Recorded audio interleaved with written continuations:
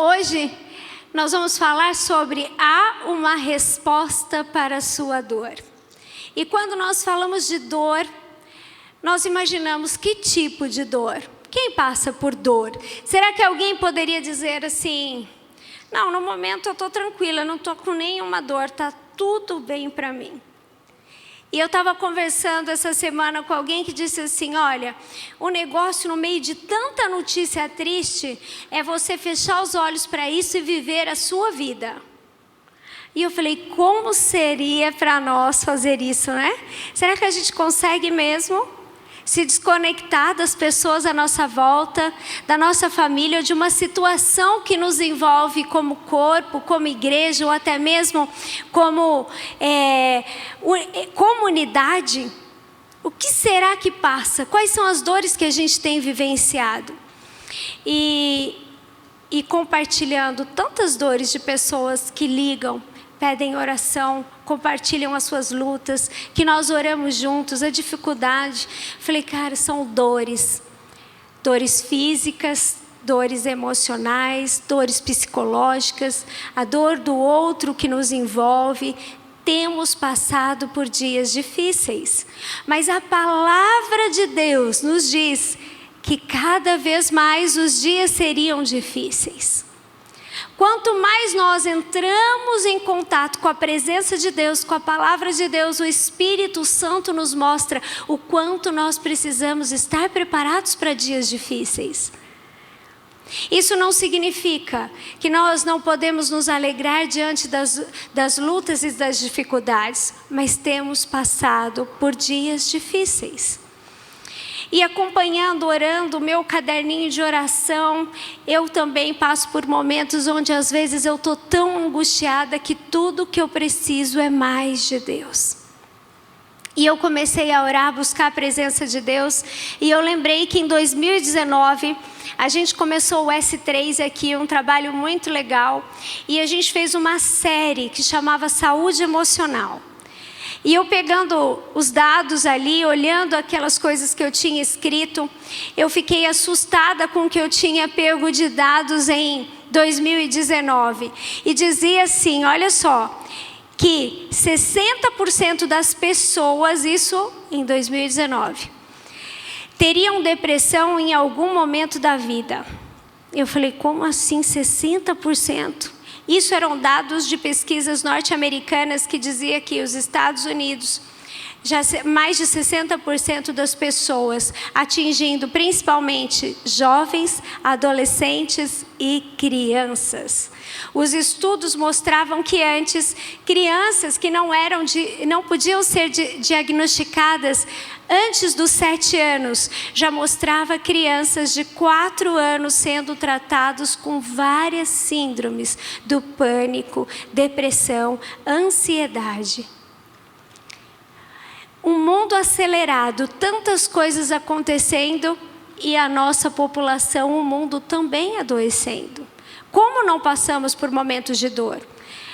Quantas pessoas dentro dos seus lares estão passando por dificuldade financeira, desemprego, lutas emocionais, e isso atinge todos, famílias, filhos, pais, irmãos. E olha só, gente, no estudo eles apresentavam quais eram os maiores fatores que levaria a depressão a ser o mal do século. Olha só. Primeiro da lista estava problemas financeiros, perda de entes queridos, descontrole nos relacionamentos, falsa segurança, falta de perdão, estresse no trabalho, abandono e rejeição, e a busca incansável por aprovação. Esses dados eram de 2019. E ainda tinha doenças sem respostas. Após 2 anos e meio para cá, pandemia, esses dados se intensificaram de uma maneira que as pesquisas dizem que eles não imaginam como o mundo estará daqui 5 anos. Porque todos esses fatores aqui foram triplicados, não só no Brasil, mas no mundo. E eu olhei alguns dados do Datafolha, e olha só, já são mais de 559 mil mortes no Brasil. Mais de 45 mil crianças e adolescentes que se tornaram órfãos. 1 a cada 4 mulheres foi vítima de agressão na pandemia.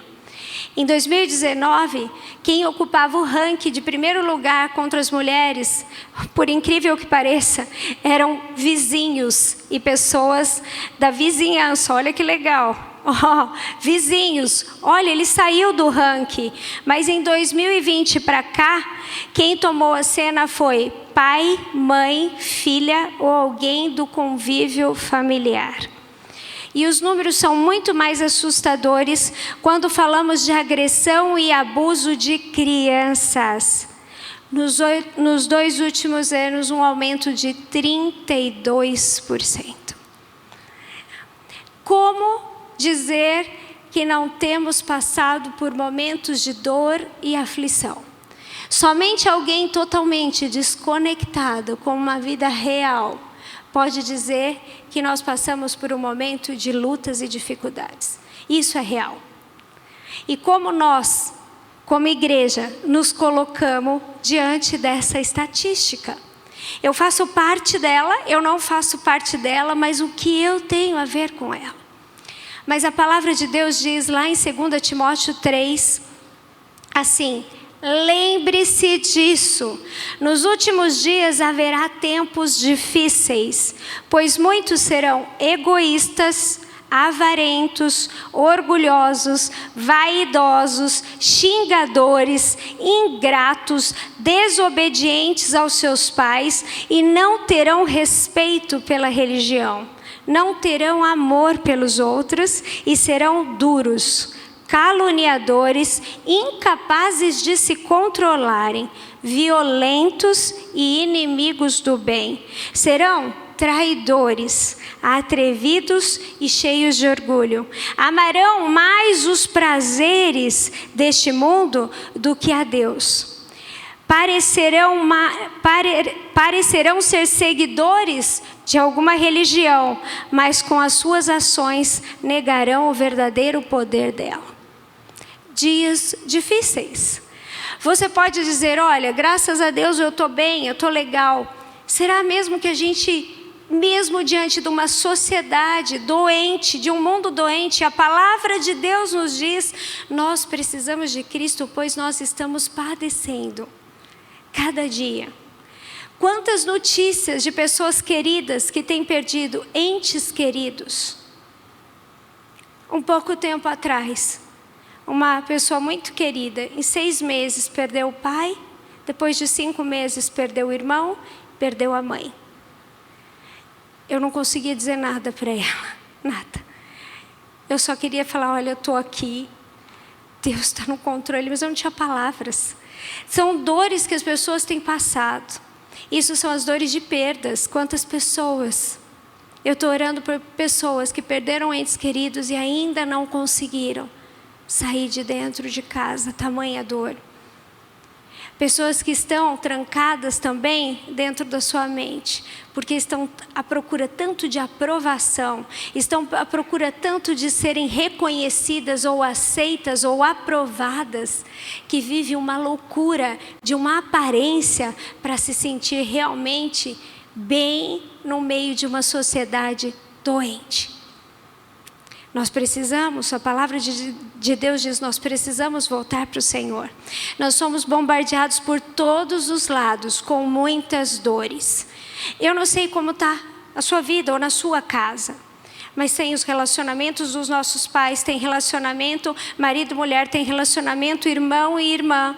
Tem o nosso relacionamento dentro do trabalho, tem o nosso relacionamento com a vizinhança, com a sociedade, tem o nosso relacionamento dentro da igreja com a pessoa que senta próximo a nós.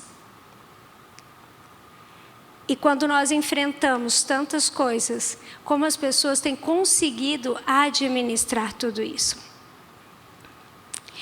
Mas eu quero dizer que mesmo diante de tantas coisas que acontecem à nossa volta, há uma resposta para a dor. E ela tem a ver comigo e tem a ver com você.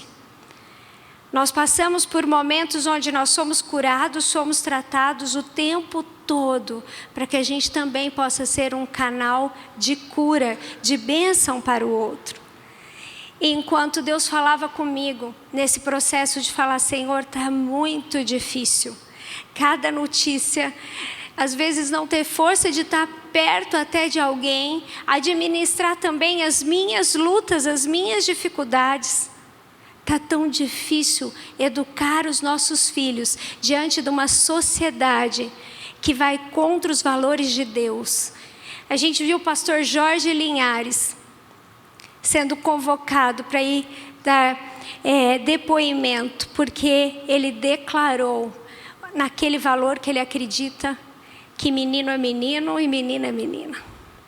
Uma sociedade doente, cada vez mais acabada, e onde você tenta se colocar e você é taxada de chata, careta. Quantos adolescentes hoje acabam negociando a palavra de Deus para não ser careta diante de amigos e seguidores que nem são reais? Quantos aprenderam de nós o cancelamento, porque é muito mais fácil cancelar alguém nas redes sociais e não olhar mais na cara de ninguém? Sociedade doente. Eu me incluo nisso e preciso de cura. Mas há uma resposta para nós. Há uma resposta e há um tempo onde a igreja do Senhor precisa se levantar. Mas não é fácil, gente. Não é. Não é mesmo. Sabe por quê? Porque na palavra de Deus, nós temos homens e mulheres que enfrentaram dores e situações pelo qual nós passamos hoje. Sim, todas elas. Rejeição, medo, angústia, ansiedade, passaram por muitas lutas e eles precisaram descobrir que há uma resposta, e há essa resposta para mim e para você. E eu quero compartilhar com você um texto que está lá em 1 Reis. Você pode conectar aí comigo ou abrir a sua Bíblia. 1 Reis, no capítulo 19, e nós vamos ler aqui rapidamente. Acabe contou a Jezabel tudo o que Elias havia feito. A partir do versículo 1, capítulo 19. Incluindo o modo como havia matado todos os profetas de Baal. Por isso, Jezabel enviou essa mensagem a Elias: que os deuses me castiguem severamente, se até amanhã nesta hora eu não fizer a você o que você fez aos profetas de Baal. Elias teve medo e fugiu para salvar a vida. Foi para Berseba, uma cidade de Judá, e ali deixou o seu servo. Presta atenção, hein? Ele recebeu um recado, ficou com medo, foi para uma cidade e ali ele deixou o servo dele sem falar nada. Depois foi sozinho para o deserto, caminhando o dia todo. Sentou-se debaixo de um pé de gesta e orou, pedindo para morrer. Ele disse: já basta, Senhor. Tira a minha vida, pois não sou melhor que os meus antepassados que já morreram. Então ele se deitou debaixo do pé de gesta e dormiu. Enquanto dormia, um anjo tocou e disse... Vamos parar por aqui, segura aí, gente, ó. No 6. O profeta Elias, ele enfrentou uma batalha muito real, que atingiu totalmente o emocional dele. E não só o emocional, mas o físico. E muitas vezes, quando começa também com algo emocional, prende o nosso físico. A gente se sente paralisado, a gente se sente sem forças, sem saída. E ele estava se sentindo dessa forma. E olha que legal. Ele pega, sentindo isso, ele deixa... Para pensar, por que ele deixou o servo dele ali sem falar nada? Ele não queria ninguém sabendo do que ele ia fazer. Ele deixa o servo dele ali e ele sai, caminhando o dia inteiro para o deserto. Ele estava sentindo o quê? Medo. Ele foi ameaçado de morte e agora ele precisava fugir. Ele ficou tão desesperado que ele chegou a desejar a morte. Mas nós vamos falar aqui de alguns processos dessa dor de Elias. E eu quero que a gente possa trazer isso para dentro da nossa realidade, para aquilo que a gente está passando, a nossa sociedade, a nossa vida. A gente acaba trazendo muitas vezes com que a dor, deixando com que a dor também faça conosco aquilo que Elias passou. E a primeiro momento, a dor nos deixa com uma visão distorcida. A dor de Elias, o medo de Elias, começou a fazer com que ele tivesse uma visão distorcida do que estava acontecendo. Então ele pega e ele foge. Então quando alguém começa a perder o sentido da realidade e começa a focar na dor, naquela palavra que ele recebeu, e ele recebeu uma palavra dizendo ali, ó, de Jezabel, olha, eu estou falando que pela minha vida que eu vou fazer de tudo até eu te encontrar e te matar. E ele pega aquela palavra e aquilo se torna a realidade e aquilo traz o que para ele? Um medo tão grande que ele paralisa diante daquilo e ele fala, eu preciso fugir. Aquela situação se torna maior que tudo. E aí ele não quer compartilhar com ninguém, nem com o amigo que estava com ele. Ele simplesmente larga o amigo de lado e foge. Ele se sentiu ameaçado e ele se sentiu com medo. Aí ali ele esquece do que Deus tinha feito. Gente, no capítulo anterior, no capítulo 18, ele tinha passado por um momento onde ele chamou todos os profetas ali de Baal. E ele enfrentou ali, falando, agora nós vamos ver quem é o nosso Deus, o meu Deus e o seu Deus. E tudo o que eles faziam, chamando o Deus de Baal, fazendo ali, nada acontecia. E eles clamavam e eles falavam e nada acontecia. Elias, cheio do poder, um homem de oração, cheio de poder, chega diante daqueles profetas e clama a Deus. E Deus manda fogo do céu. E ali eles ficam todos assustados. E todos começam a dizer, gente, olha que coisa linda. Todos dizem ali assim, esse é Deus. Esse é o Senhor. O Senhor é Deus. O Senhor é Deus. E ali de uma forma poderosa, todos aqueles profetas são mortos. Ele tinha acabado de ser usado de uma forma tão poderosa. Deus tinha se manifestado na vida de Elias através de um grande poder, uma manifestação. Acabe vai embora, avisa o que tinha acontecido. Jezabel manda um recado para ele. E aí o que Elias faz? Elias se esquece daquilo que ele tinha acabado de viver, daquilo que ele tinha experimentado. E muitas vezes é assim. Quando a gente está no momento de dor, eu ouvi isso de uma pessoa que me abençoou muito no momento de muita dor. E ela disse assim para mim, Andréa, tome cuidado, porque quando nós estamos no momento de dor, nós ficamos emburrecidos. A dor nos cega e nos faz tomar atitudes e falar coisas que não devemos. Por isso nós precisamos ser curados e tratados, porque no meio da dor, muitas vezes, podemos estar com os olhos fechados. A dor nos faz muitas vezes distorcer a verdade daquilo que é mesmo o fato do que aconteceu. E assim, muita gente tem vivenciado momentos de dores, onde não vê mais saída, onde não consegue enxergar outra saída.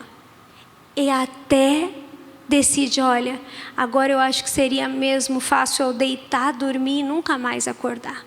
Seria muito mais fácil até acabar mesmo com a minha vida. Tamanha dor. E Elias estava se sentindo dessa forma. Apesar de toda a vitória que ele tinha participado, o momento agora era de dor. Sabe, gente, às vezes a gente passa por muitos momentos legais, muitos momentos bons, mas quando uma dorzinha qualquer acontece, é como se tudo aquilo que eu tivesse vivido acaba, porque realmente me machucou. E se me machucou, eu não preciso mais vivenciar isso. Eu não preciso mais fazer parte disso. Então, machucou, tira de fora. Vamos colocando de lado as coisas. E a gente não resolve. E a dor vai trazendo sobre nós coisas que a gente não enxerga. Vai trazendo culpa, ansiedade, medo, rejeição. E nós não vamos tratando isso. A gente simplesmente vai distorcendo aquela realidade para que a gente consiga caminhar melhor. E nem sempre é assim. A dor está ali. Existem coisas a serem tratadas, existem coisas a serem restauradas em nós. E Deus precisa mexer para que a gente possa ser realmente um canal também abençoador. Quando a gente perde o senso da realidade, a gente traz sobre nós um medo muito grande que pode nos paralisar. O medo, ele é bom. Deus nos deu o medo para que a gente tenha noção daquilo que é perigoso ou não. Imagina o que seria das pessoas sem medo. Por isso que tem uma fase da vida que eles falam que é a mais perigosa, que é quando a gente quer experimentar tudo ali no início da adolescência. Vamos experimentar tudo. Não, olha, existe um medo que foi colocado em nós por Deus, para que esse medo nos ajude a ter um equilíbrio nas nossas escolhas. Mas quando esse medo passa disso e ele começa a nos paralisar e nos tirar da verdadeira realidade do propósito, daquilo que Deus tem para nós, eu preciso entender que esse medo precisa ser curado, restaurado, porque ele pode me paralisar diante daquilo que Deus tem para nós. Ninguém é inteligente demais quando sofre, pois a dor embota a nossa percepção da situação. Então, quando a gente está no momento de dor, a gente pode realmente não perceber a situação de uma forma legal, e a gente acaba passando essa dor para as pessoas à nossa volta. E a nossa percepção daquilo é gerado para o outro como algo que também esteja acontecendo com você. Elias se sentiu assim. Nós precisamos compreender que essa dor tem gerado em nós. A dor do outro, às vezes, também me atinge e também traz resultados e consequências sobre a minha vida. Então, preste atenção. A dor, muitas vezes, nos deixa com a visão distorcida da realidade. E olha só o que aconteceu com Elias. Nós vamos continuar lendo aqui. Versículo 6. Enquanto ele dormia, ele entrou ali, olha gente, ele estava debaixo daquela árvore. Enquanto ele dormia, um anjo tocou e disse: levante-se e coma.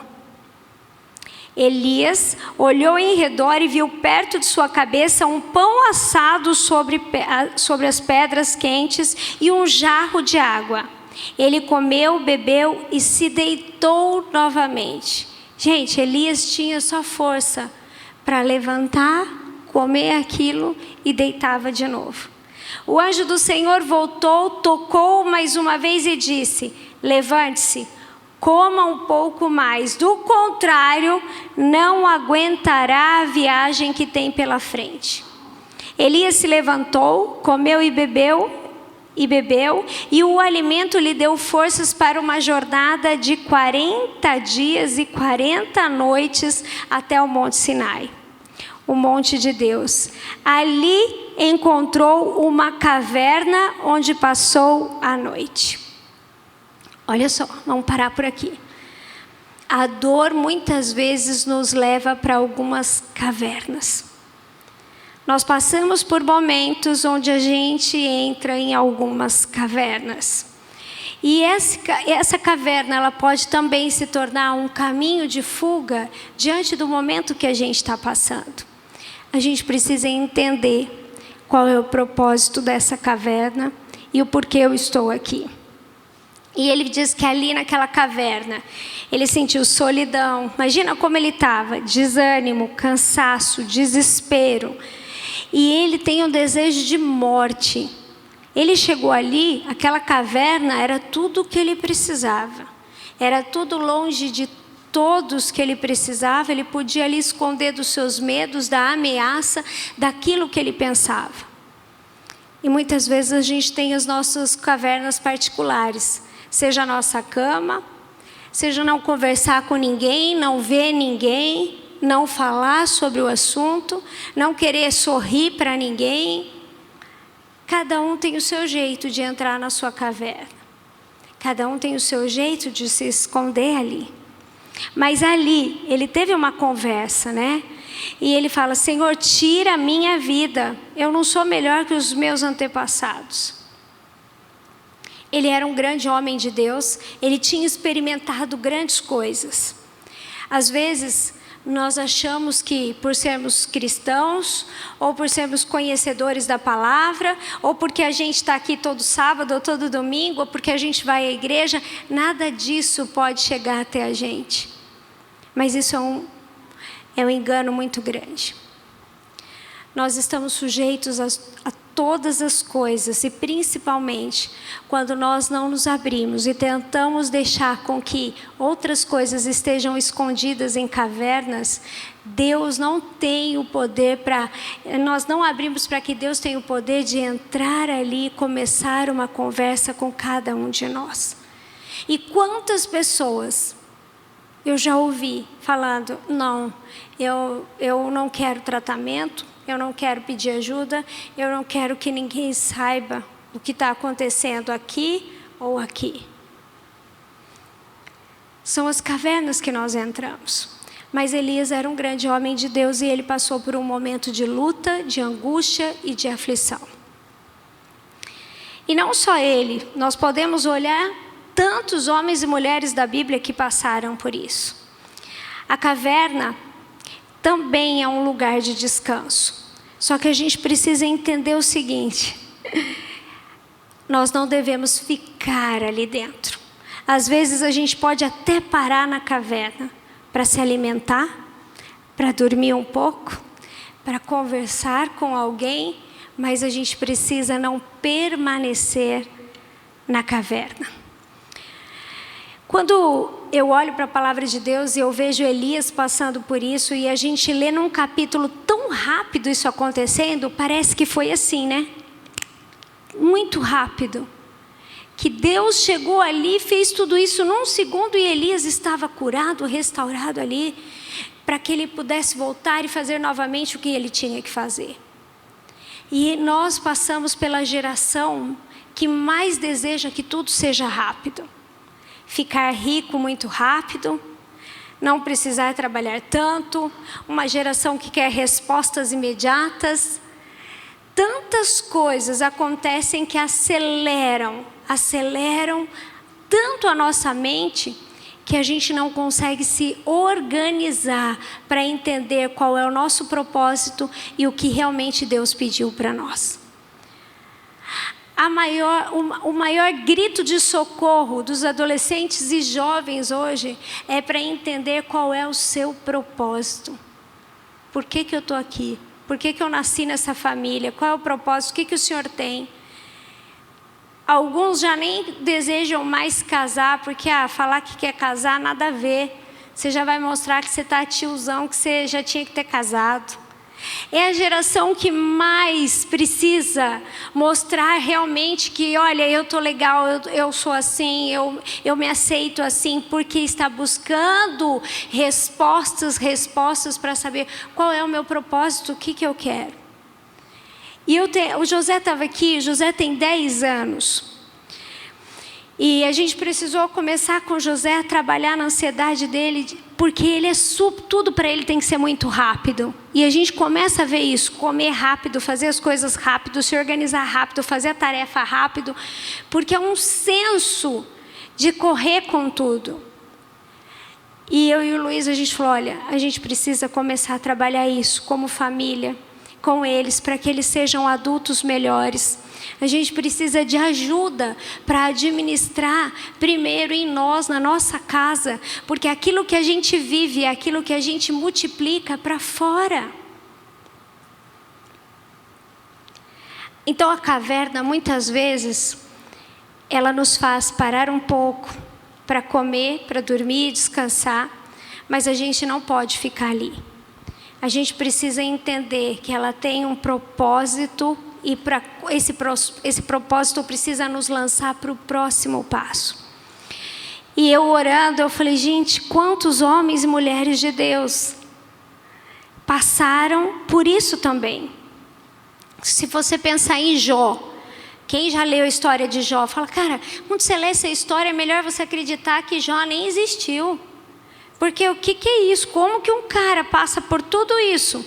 Perde toda a sua riqueza, todos os seus bens, os seus filhos, a sua mulher, os amigos que tem ali, e olha, amaldiçoa o seu Deus e morre, porque não tem mais nada.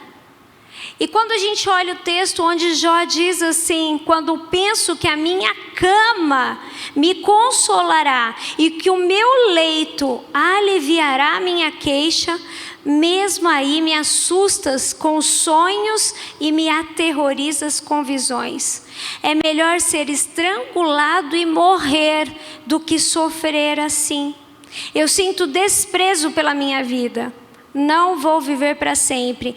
Deixe-me, pois, os meus dias, pois não tem mais sentido. Você lê Jó falando isso. Tamanha dor que ele passava, tamanho sofrimento do que aconteceu na vida dele. Mas houve uma resposta para a dor de Jó. Quando a gente olha para Ana, e Ana era rejeitada, tiravam sarro dela, humilhada, ela não podia ser mãe, e ela via Penina rindo dela, pois tinha filhos. E até dentro da igreja, quando ela foi orar, chorando, o sacerdote que estava ali, chegou para ela e achou que ela estava o quê, gente? Embriagada.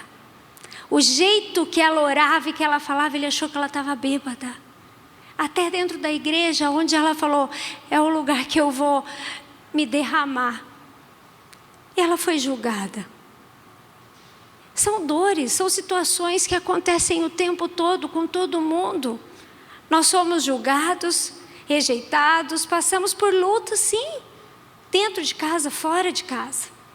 Mas Ana estava de joelho. E mesmo diante do sacerdote, ela sabia para quem ela orava e para quem ela colocava a dor dela.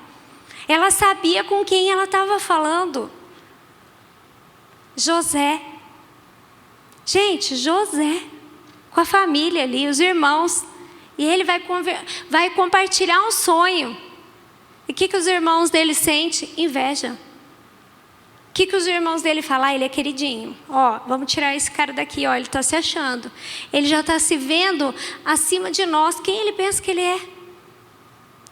E aí, ele é vendido.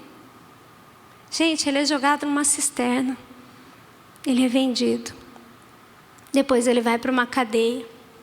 Depois ele é injustiçado. Depois esquecem ele na cadeia. Mas ele também encontrou uma resposta para a sua dor.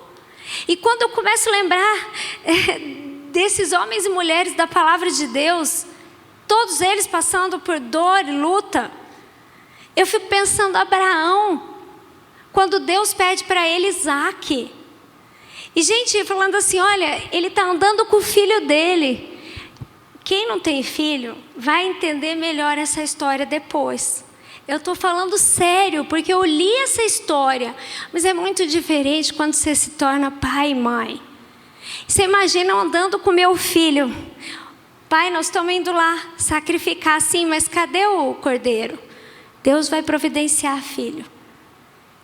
Ele já tinha sacrificado o filho dele aqui, ó.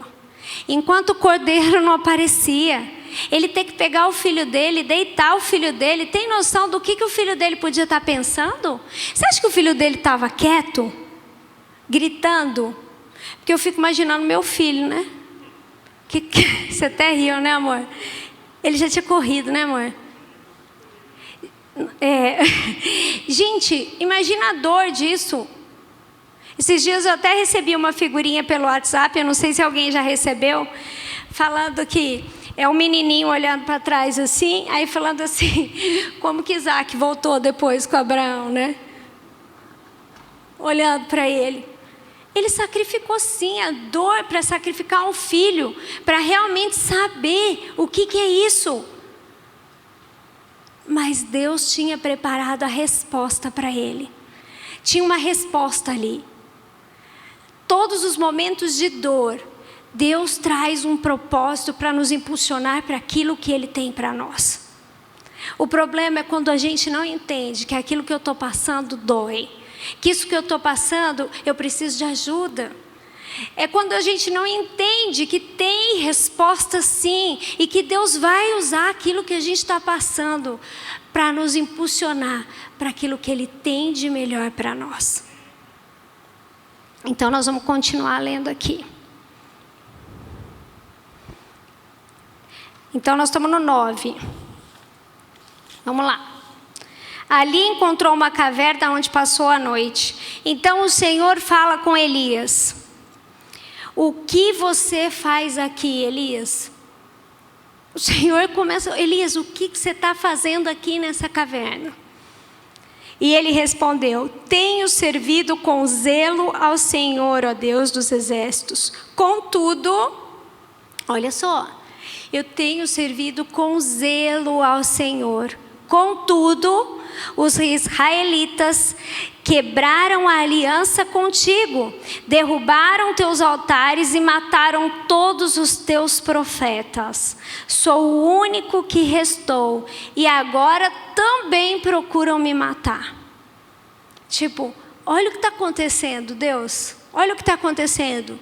Mataram todos. Não sobrou ninguém. Agora só tem eu e agora sobrou para mim. Estão vindo atrás de mim. E eu te servi. Eu te servi, Senhor. Aqui, ó, eu estou te servindo. Aí olha só o que ele ouve. Saia, ponha-se diante de mim no monte, disse o Senhor. E enquanto Elias estava ali, o Senhor passou e um forte vendaval atingiu o monte. Era tão intenso que as pedras se soltavam do monte diante do Senhor, mas o Senhor não estava no vento. Depois do vento houve um terremoto, mas o Senhor não estava no terremoto. Depois do terremoto houve fogo, mas o Senhor não estava no fogo. E depois do fogo veio um suave sussurro. Quando Elias o ouviu, cobriu o rosto com a capa, saiu e ficou na entrada da caverna. Quando Elias ouviu aquele sussurro, ele cobriu o rosto com a capa, saiu e ficou na entrada da caverna. E uma voz disse: o que você faz aqui, Elias? Ele já tinha saído, mas ele continuava parado na porta da caverna. E mais uma vez ele ouviu: o que você faz aqui, Elias? Ele respondeu outra vez: tenho servido com zelo ao Senhor, ó Deus dos exércitos. Contudo, os israelitas quebraram a aliança contigo.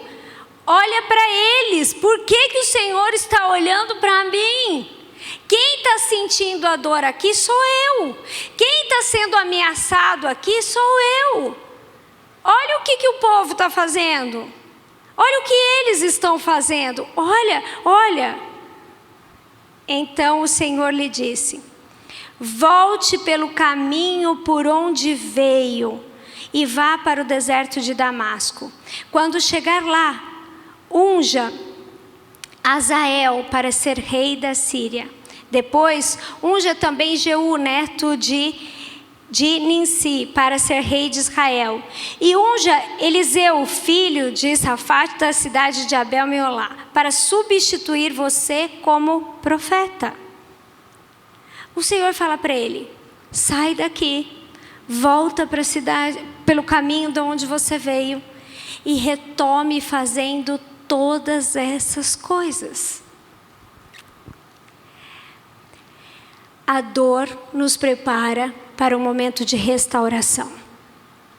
Nós aprendemos com a dor, nós nos levantamos com a dor, mas quando nós reconhecemos que o processo de restauração, a cura daquela dor, vai nos levar para o nosso propósito, para aquilo que Deus tem para nós.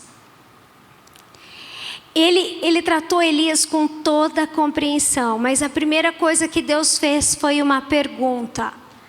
A palavra de Deus veio, o Espírito Santo, como uma pergunta: o que você está fazendo aqui? O processo da restauração começa com o diálogo, começa com abrir a minha dor e pedir que o outro faça parte disso.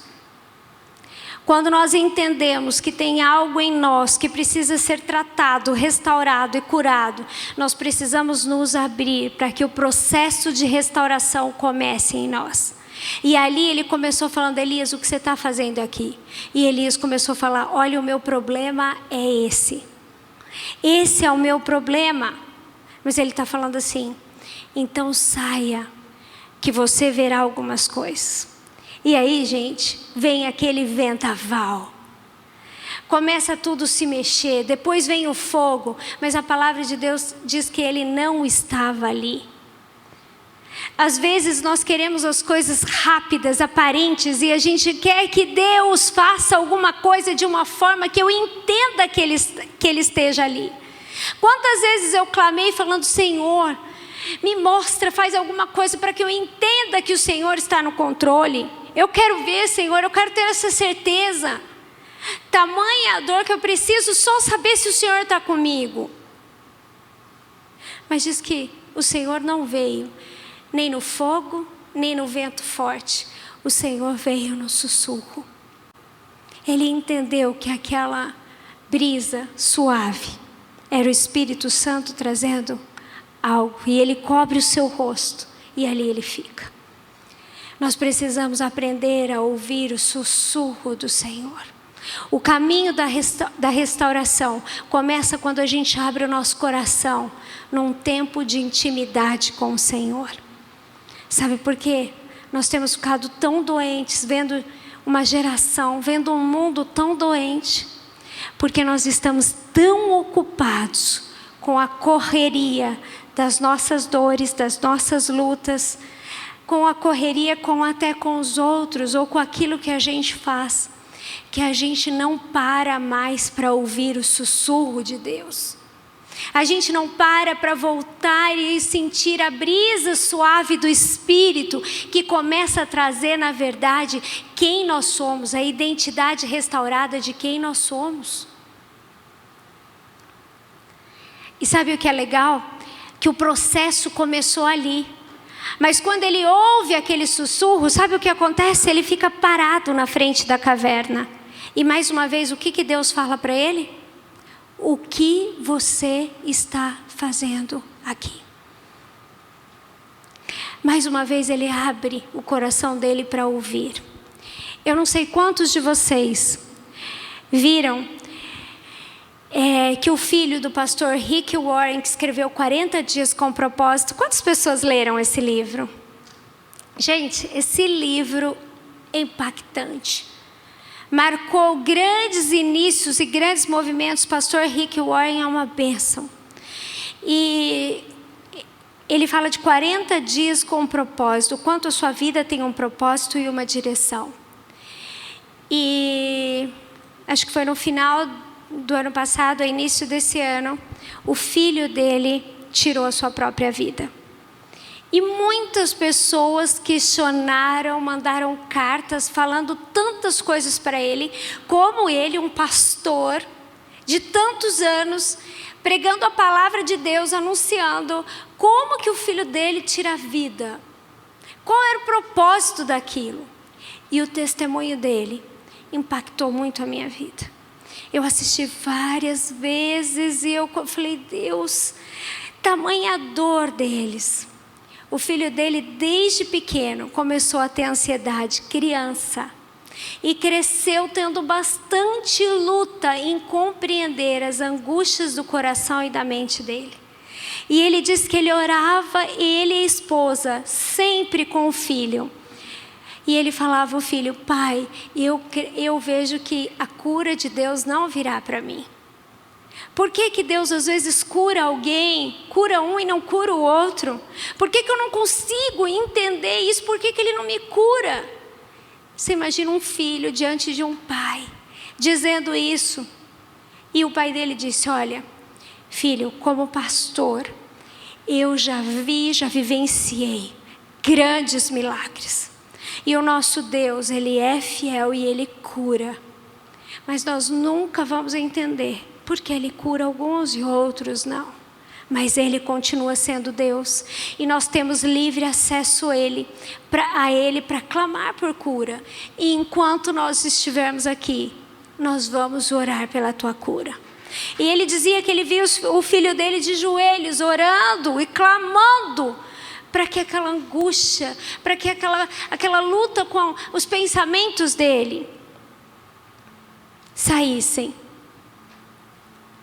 E ele diz que o filho dele foi um grande evangelista. Cada livro que ele lançava, ele chegava e dizia, pai, você pode me arrumar um tanto de livro aí, porque eu quero dar para os meus amigos.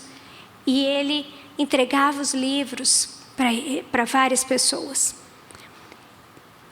E um dia ele recebe uma ligação de um vizinho de onde o filho dele morava, já era um jovem. E ele e a esposa dele pegaram o carro e chegaram até a casa do filho e havia muita ambulância, polícia. E naquele momento eles olharam um para o outro. E ali na garagem, os policiais entrando, o bombeiro. Ele olhou para o colar da esposa dele e tinha 2 palavras: escolha a alegria. E ele leu aquilo para ela e ela falou, como que eu vou escolher a alegria? E ele falou, nós escolhemos a alegria. E quando saíram e falaram para ele que realmente o filho dele estava morto, eles ali falaram que eles só aguentaram tamanha dor porque o grupo pequeno, a célula deles, chegaram junto. Os carros pararam na hora e eles foram sustentados pelo abraço de muitas pessoas. Ele fala isso no testemunho dele. Ele fala, nós fomos sustentados pelo abraço de muitas pessoas. Em momentos de dor, de aflição, angústia ou de incertezas com o nosso futuro ou o que vai acontecer, o processo de restauração começa quando nós abrimos o nosso coração e nós começamos primeiro com Deus, pedir que Ele venha sobre nós e que a gente permita que pessoas participem desse processo de cura.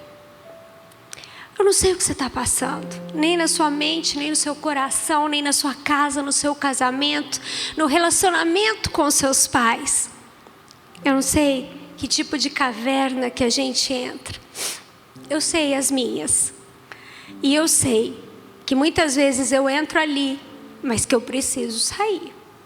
Eu preciso não só sair e não só ficar parada, mas eu preciso voltar pelo caminho aonde Deus já me deu e recomeçar, porque Ele tem um propósito para nós. E esse é o processo de restauração. Não é fácil olhar para dentro de casa e talvez ver que a gente já não tem dinheiro suficiente para pagar as contas. E isso atinge o nosso país, atinge o mundo. É difícil olhar e dizer, olha, eu não tenho mais dinheiro para trazer comida para casa. Ou talvez é difícil olhar para dentro de casa e ver que eu já não vou encontrar pessoas queridas que me abraçavam. Ou às vezes é difícil só deitar deitar no travesseiro e ver que eu estou rodeado de pessoas, mas aqui dentro eu continuo sentindo uma solidão tão grande. Eu estou aqui do lado de tanta gente falando que eu sou legal, mas eu tenho tanta rejeição guardada no meu coração. Mas a gente vai caminhando com essa dor e deixando que muitas vezes essas dores nos paralisem. Mas nós precisamos entender que no processo de restauração, as perguntas certas são necessárias. As pessoas certas fazem parte dessa cura. E a gente começa através de abrir o nosso coração com Deus, que é todo poderoso e pode nos dar a direção pelo qual nós devemos continuar. Sabe por quê? Porque daqui 5 anos, como as estatísticas dizem, de dificuldades, nós precisamos nos levantar como igreja dizendo: olha, mesmo que eu passe por lutas, e eu também perdi pessoas, eu também tive situações difíceis, eu sei quem é o Deus que pode curar todas as coisas.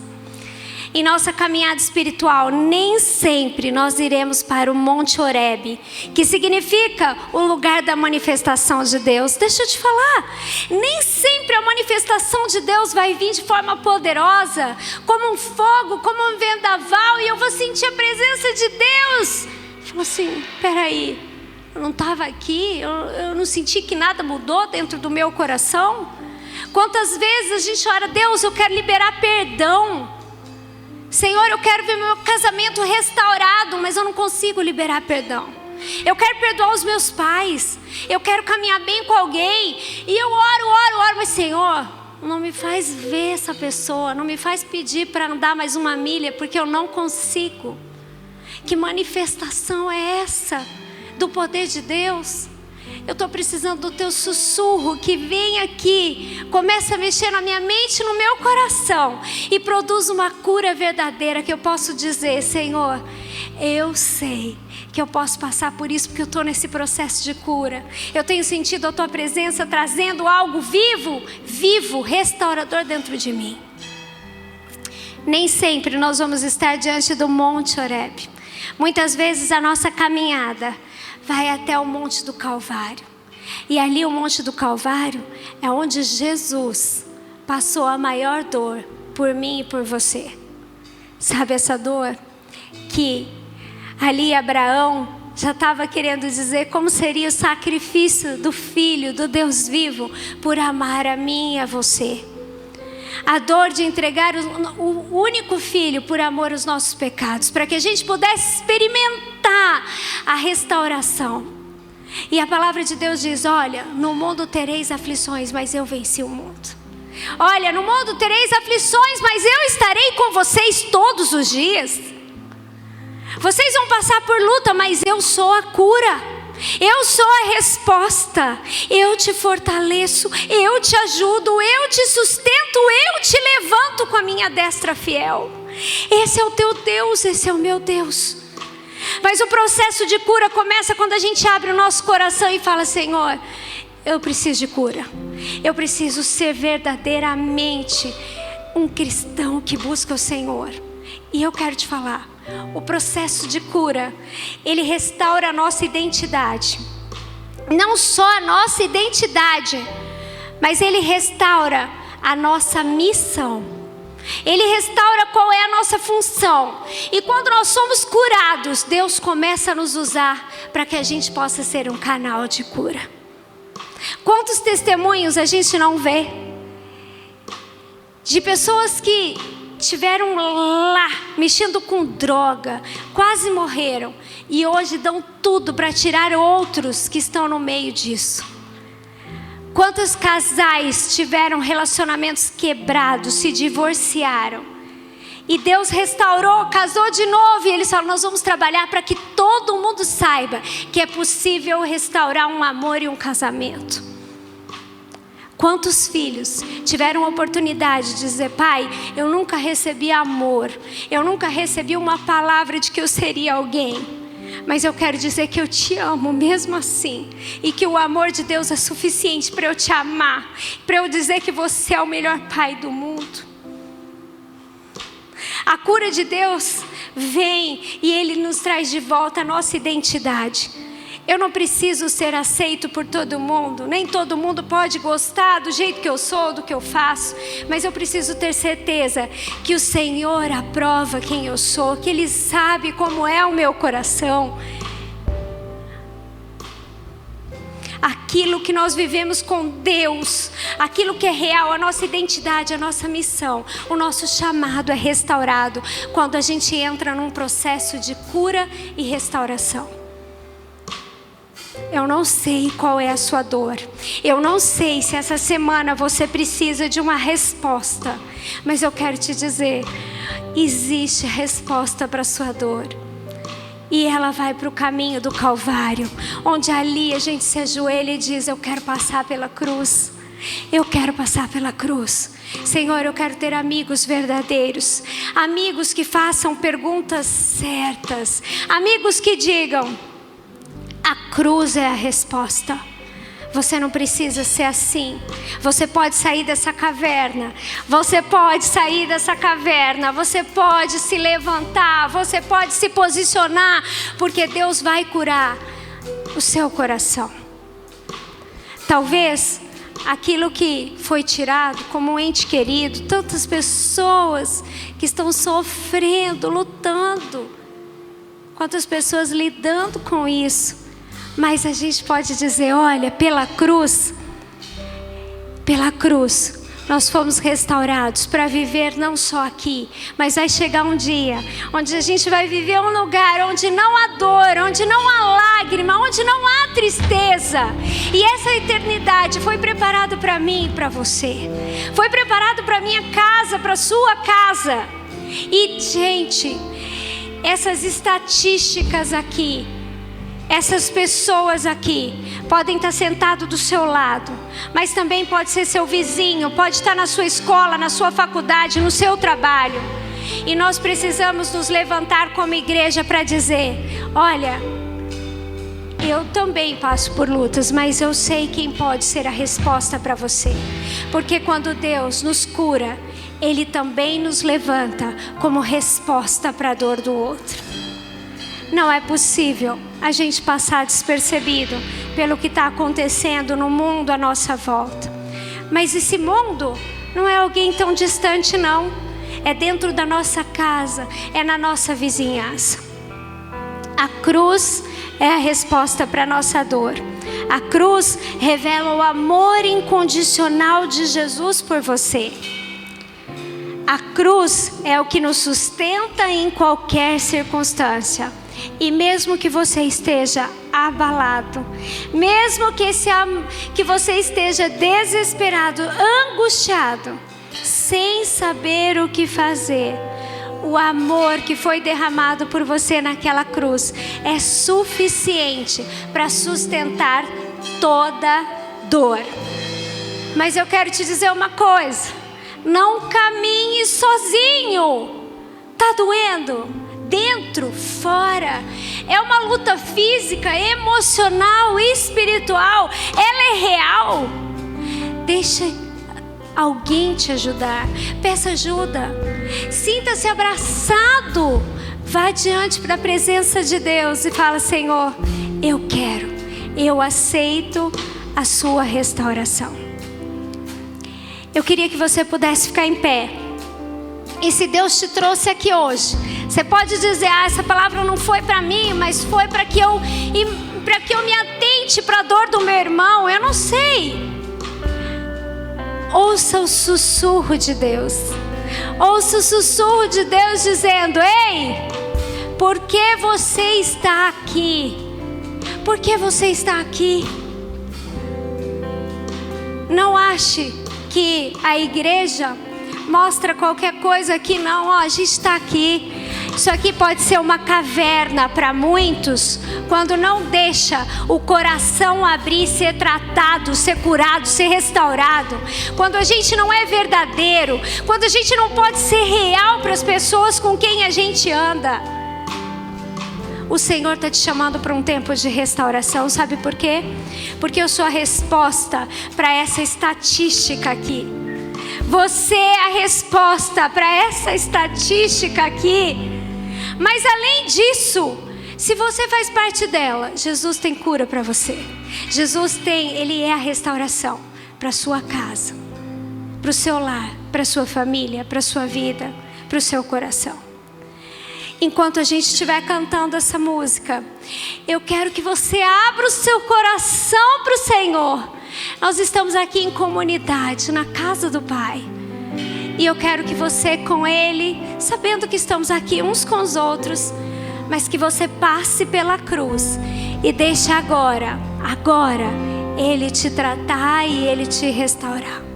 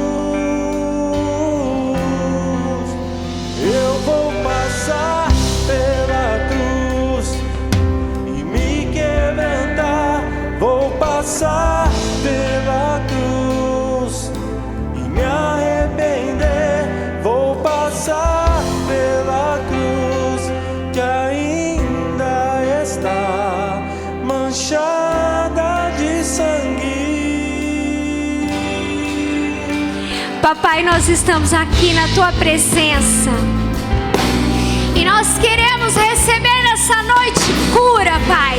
Cura das nossas emoções, cura nos nossos pensamentos, cura nos nossos relacionamentos. Pai, quantos aqui estão passando por momentos de dor, de luto, de dificuldade e nós não estamos atentos. Mas o Senhor não se esqueceu de Elias naquela caverna. O Senhor não se esqueceu de Ana ali diante do Senhor. O Senhor não se esqueceu de José na cisterna. O Senhor não se esqueceu de José na prisão. O Senhor se lembra, papai, de cada um de nós. O Senhor conhece a nossa identidade. Restaura, Pai, restaura nessa noite. Jovens, adolescentes, adultos, casamentos, famílias, crianças. Nós precisamos do Senhor, papai.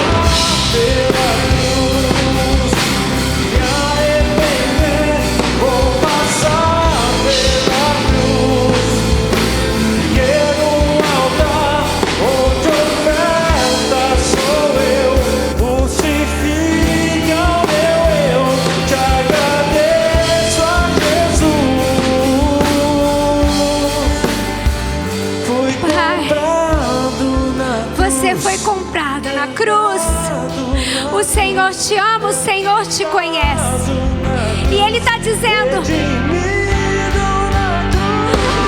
porque você está aqui, porque você está aqui. O Senhor está te chamando para um tempo de restauração, de cura. Pai, levanta a tua igreja. Levanta a tua igreja, papai, para um tempo, ó Pai, onde precisamos nos apresentar diante do Senhor.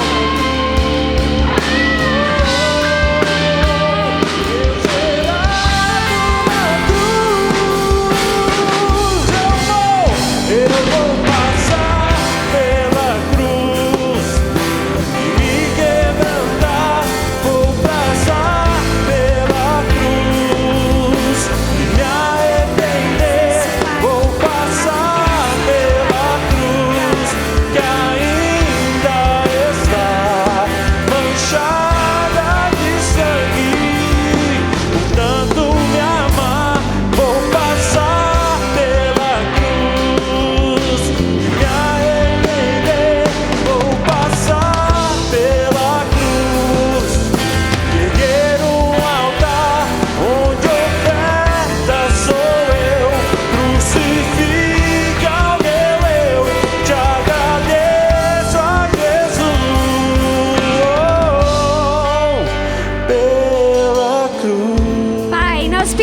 agora, Senhor, que em nome de Jesus, que o Senhor possa mesmo vir com bálsamo de cura, de restauração sobre nós, sobre a nossa casa. Mas muito mais que isso, Pai, que nós venhamos nos levantar nessa noite como uma igreja curada, sarada. Uma igreja que te busca, Pai, no secreto, para ouvir o teu sussurro. O teu sussurro que chega, traz de volta quem nós somos. Que traz cura para a nossa missão, para a nossa identidade. Que traz a certeza de que nós não estamos sozinhos em meio à dor. Pai, nós pedimos agora, Pai, que toda depressão caia por terra, toda ansiedade, todo medo, Pai, aquilo que tem roubado muitas vezes a nossa fé, a nossa certeza. Elias tinha experimentado grandes coisas com o Senhor. Elias viu o Senhor, Pai, fazendo coisas que ninguém podia fazer, mas o medo chegou até ele. Pai, o medo chega, a dor chega. Nós sabemos que estamos aqui nesse mundo, mas nós queremos, ó Pai, ouvir a Tua voz dizendo: sai daí, volta para o caminho de onde veio. Você tem um caminho, você tem um propósito. Nos coloca de novo, Pai, no caminho certo como igreja. Restaura a nossa identidade, a nossa missão. Nós somos a igreja, Pai, que precisa anunciar que é a resposta para a dor. Pai, venha sobre nós. Nós te agradecemos, ó Pai, porque sabemos que muito mais do que aquilo que a gente possa falar ou colocar, é aquilo que o Senhor tem para fazer. E nessa noite nós pedimos que seja uma grande noite de avivamento no nosso coração com o Senhor. Que a gente viva isso na intensidade, papai. É isso que nós desejamos. Que aqui saia mesmo relacionamentos restaurados, vidas restauradas, identidades restauradas, para que a gente possa, Deus, falar do Teu amor com vontade, com verdade, dizendo: eu passo sim por lutas, mas existe resposta para ela. A dor existe, mas existe um Deus que nos sustenta em nossa dor. E nós te bendizemos, Pai, porque sabemos que o Senhor é a nossa resposta. Que a gente possa se alegrar em obedecer. E assim, ó Pai, escolher a alegria, mesmo diante das situações mais difíceis. Que a gente possa escolher a alegria da Tua presença. Nós oramos agradecidos e agraciados com a Tua presença, em nome de Jesus. Aleluia! Aplauda esse Deus. É por Ti que nós vivemos, papai. Tem tudo a ver com o Senhor. Tudo. Que você escolha se alegrar, que você escolha viver essa alegria na presença de Deus, sabendo que mesmo na situação mais difícil, nas lutas mais difíceis, a gente pode escolher a alegria da presença de Deus. Amém? Amém?